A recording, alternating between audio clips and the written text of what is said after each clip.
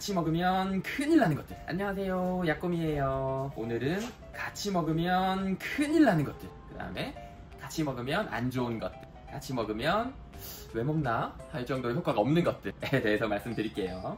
일단은 굉장히 여러 가지가 있습니다. 약들끼리는 상호작용이라는 게 있어서 어떤 한 약이 다른 약의 흡수를 방해한다든지, 아니면 한 약이 다른 약의 효능 자체를 훨씬 더 높여버릴 수도 있어요. A약과 B약은 똑같은 간에서 대사가 돼서 간에 무리가 된다든지, 이런 식으로 몸에 들어갔을 때 서로가 서로에게 영향을 주는 약들이 있습니다.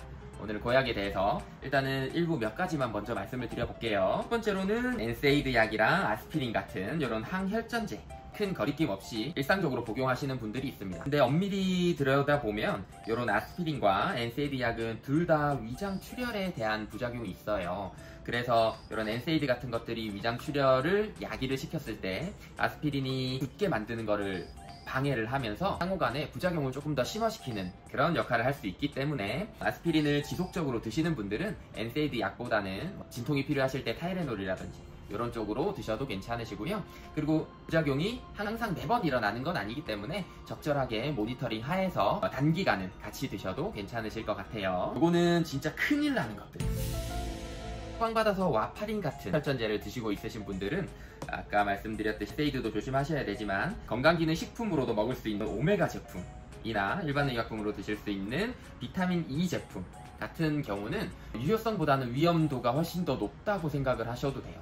와파린을 드시고 있으시면 어느 정도의 피해 순환이라든지 피가 묽고 혈전 방지에 대해서는 기대를 할 수가 있는데, 굳이 추가로 다른 것들을 더 업그레이드해서 드시면서 혹시나 있을 다른 부작용을 심화시킬 필요성은 없다고 생각을 합니다. 와파린 드시는 분에 한해서 웬만하면 나머지 약은 중단을 하시는 게 좋고요. 특히 와파린 드시는 분들은 다른 건강기능식품이나 일반 의약품이나 다른 전문 의약품을 드실 때도 웬만하면 약국에서 상담을 하셔서 골라서 드시는 것을 적극 추천드립니다.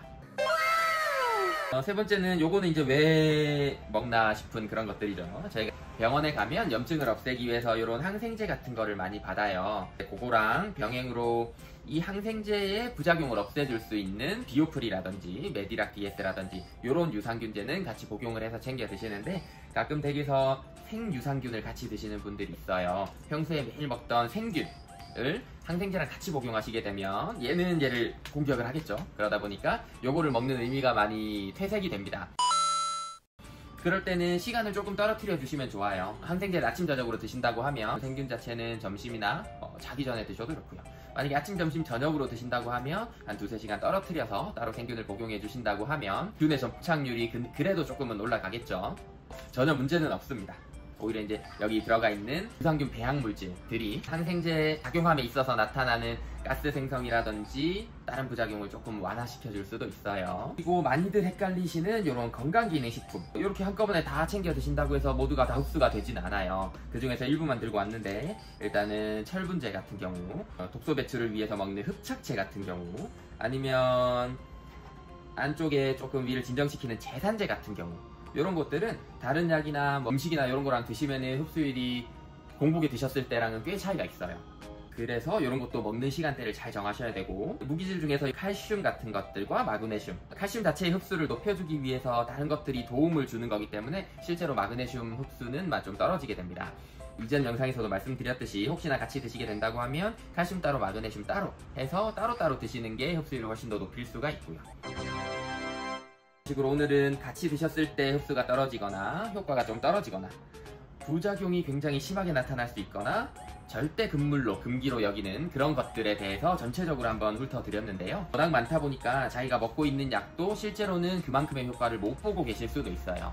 그럴 때는 내가 먹는 약, 내가 먹는 건강기능식품, 내가 처방받아서 먹는 약들을 다 사진을 찍어서 근처 약국으로 가보시면 언제 어떻게 먹으면 제일 몸에 효과 좋게 먹을 수 있을지를 상담받으실 수 있을 겁니다. 감사합니다.